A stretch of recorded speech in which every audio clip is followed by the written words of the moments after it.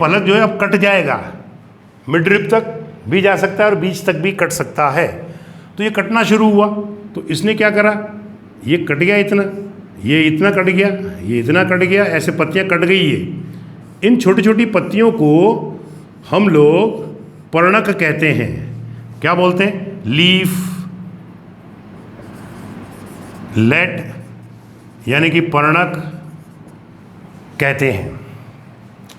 संयुक्त पर्ण दो प्रकार की होती है। ये तो मैंने दो में बांटा।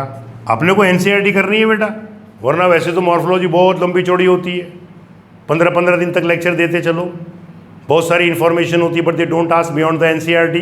That's why I am sticking only to the NCERT book. तो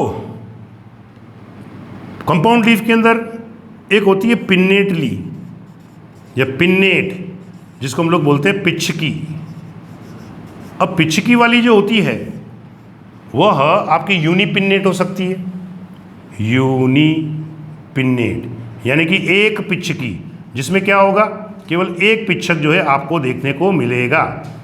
एक होता है बाइपिन्नेट ली, ये बाइपिन्नेट ली या बाइपिन्नेट, उसमें क्या होता है, दो दो पर्णक ऐसे, जैसे नीम की पत्ती में होते हैं, फर्न में भी मैंने बताया था बाइपिन्नेटली कंपाउंड लीफ, साइकस के अंदर भी मैंने बताया था बाइपिन्नेटली कंपाउंड लीफ, या ट्राइपिन्नेट, थ्री पिन्नेट, यानी कि तीन पर्णक जो है होते हैं। इसको हम लोग जो है अब ट्राइपिन्नेट भी कह सकते हैं, ट्राइपिन्नेट। और बहुत सारे पर्णक हो जाते हैं तो उसको बहुपिच्छकी यानी कि पेरिपिन्नेट कहते हैं, बहुपिच्छकी कहते हैं।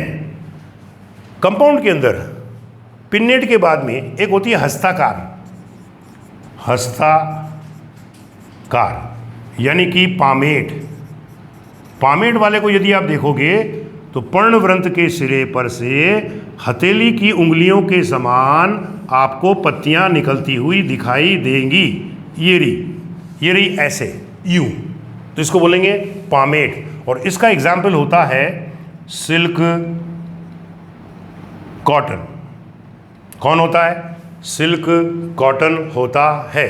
तो these are your types of leaf. बस इतना सा चार्ट बना लीजिए, आपकी एनसीईआरटी कवर हो जाती है।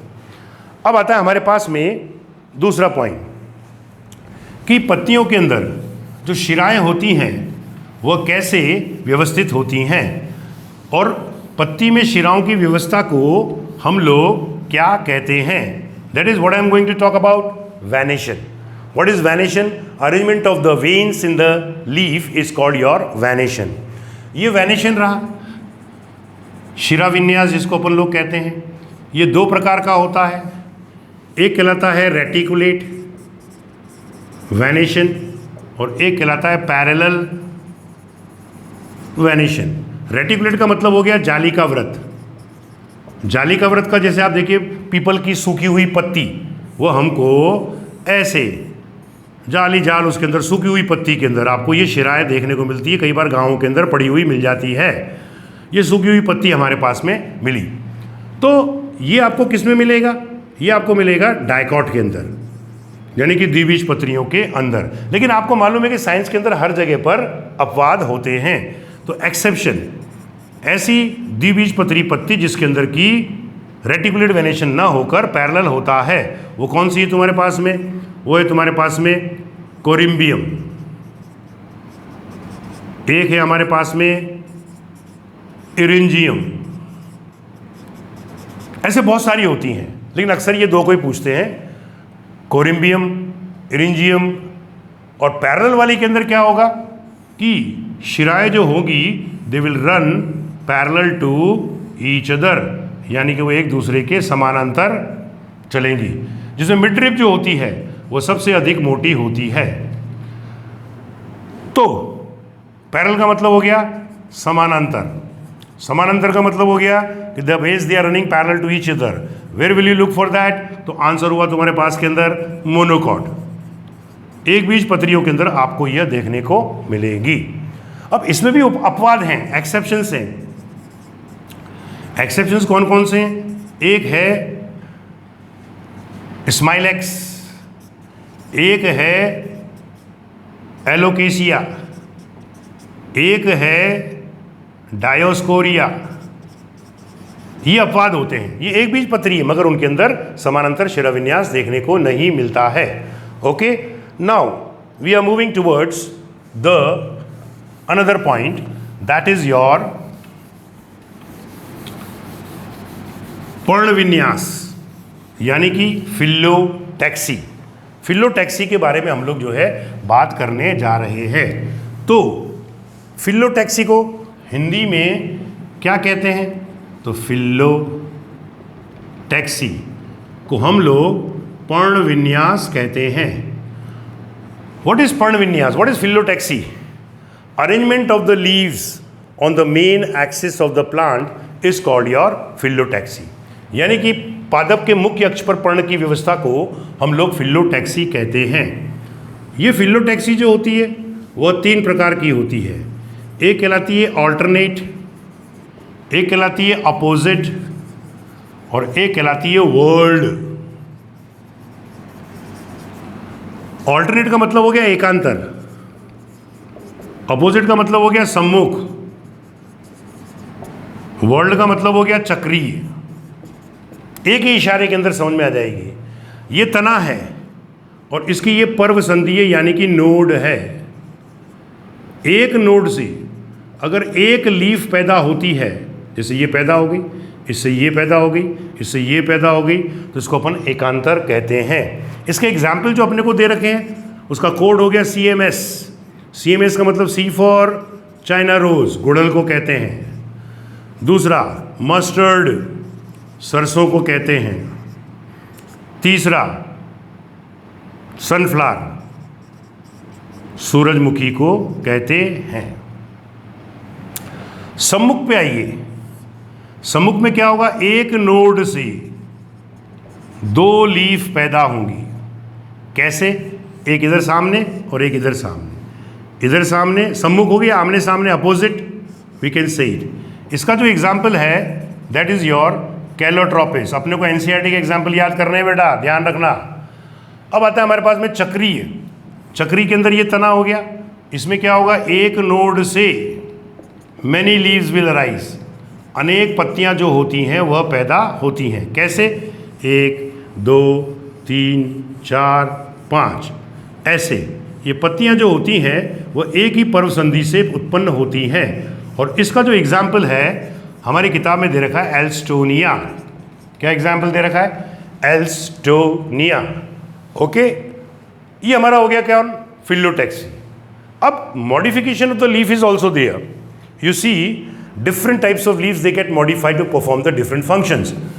हमारी पुस्तक के अंदर हमने देखा है एक एग्जाम्पल, अभी हमने पढ़ा था तने में। तने के अंदर जो एक्सिलरी बर्ड थी उसे प्रतान या टेंड्रिल पैदा हुआ था जो कि चढ़ने में सहायक था। परंतु लीफ मॉडिफिकेशन की बात करेंगे तो this is your leaf modification, पत्तियों का रूपांतरण।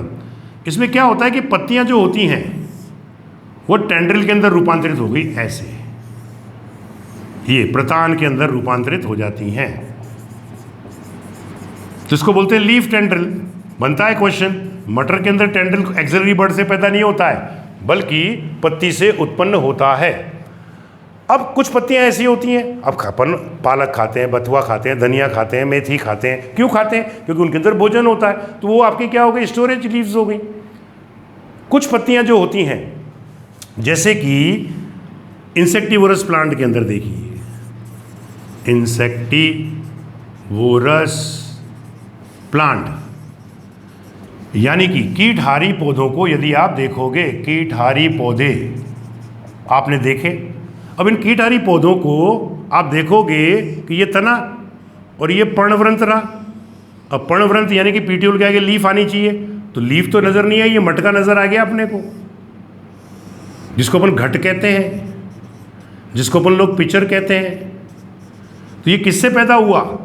From leaf. क्वेश्चन बन सकता है, बी केयरफुल। तो कीटहारी पौधे जैसे कि हमारे पास में यूट्रिकुलेरिया है, वीनस फ्लाई ट्रैप है, निपेंथीज है, उनके अंदर जो ये मटका बनता है कीड़ों को पकड़ने के लिए, वह पत्तियों से बनता है। So here the picture is the modification of the leaf. अभी तीसरा एग्जाम्पल मैं बात करने जा रहा हूं, तने से संबंधित है। तने के अंदर क्या होता है, कई बार जैसे ट्यूबर आ गया, राइजोम आ गया, कॉर्म आ गया था, ऐसे ही प्याज के अंदर ये बल्ब के समान हो जाता है। ये रूट्स रही प्याज की, तो इसका तना कौन सा है, ये वाला भाग इसका कंडेंस्ड स्टेम है, कंडेंस्ड स्टेम, और ये इसकी पत्तियां हैं।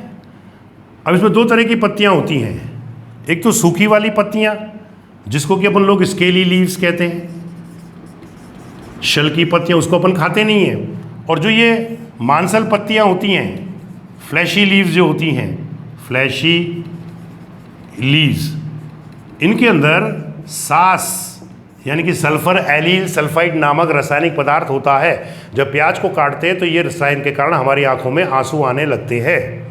पूरा नाम क्या हुआ, सास। सास के कारण अच्छों के आंसू आ जाते हैं। Okay, so this onion is representing your what, bulb, क्योंकि ये बल्ब के समान होता है। ये बल्ब हो गया हमारे पास में। अब एक पॉइंट थोड़ा सा पीछे रह गया था कि स्टेम के जो है मॉडिफिकेशन और होते हैं, जैसे कि हम लोग बात करने जा रहा हूं, थोड़ा सा पीछे छूट गया था, और वो है हमारे पास में मॉडिफिकेशन ऑफ द स्टेम के अंदर underground modification of the stem, underground modification of stem. उनमें से एक होता है रनर। रनर का एग्जाम्पल अपनी किताब में दे रखा है इन्होंने ग्रास यानी कि घास का, और नंबर दूसरा दे रखा है उन्होंने अपने को स्ट्रॉबेरी का। छोटी सी लाइनें हैं लेकिन इंपॉर्टेंट है, बनता है क्वेश्चन। इसमें क्या होता है कि ये जमीन है और जमीन के नीचे समानांतर तना जो है ऐसे वृद्धि करता रहता है घास के अंदर। पीटी करते वक्त जब अपन बैठ जाया करते थे ग्राउंड के अंदर, तो बैठे बैठे घास उखाड़ा करते थे, तो ये घास ऐसे चढ़ करके ऊपर नहीं आती थी, तो दैट इज योर रनर। अब आता है हमारे पास में दूसरा, वो है स्टोलोन। स्टोलोन को अगर आप देखेंगे तो इसका एग्जाम्पल याद करो, मिंट एंड जैस्मिन। चमेली को देखा आपने, चमेली के अंदर क्या होता है, ये जमीन है, मृदा है, ये तना है, तने का ये बेस है, वहाँ से एक पतला तना निकलता है और घूमता हुआ जमीन के अंदर जाकर गुड़ जाता है, फिर वहाँ पर नया पौधा विकसित हो जाता है। ये स्टोलोन को शो करता है। देन कम्स योर ऑफसेट, प्रशाखा, ऑफसेट। ऑफसेट को अगर आप देखेंगे तो इसका एग्जाम्पल हमारे पास में है, वेरी इंपॉर्टेंट, इसका कोड याद कर लो, RSOS। मैंने ये 3 बता दिए आप लोगों को। ये पानी है, ये पानी रहा। अब इसके अंदर क्या होता है कि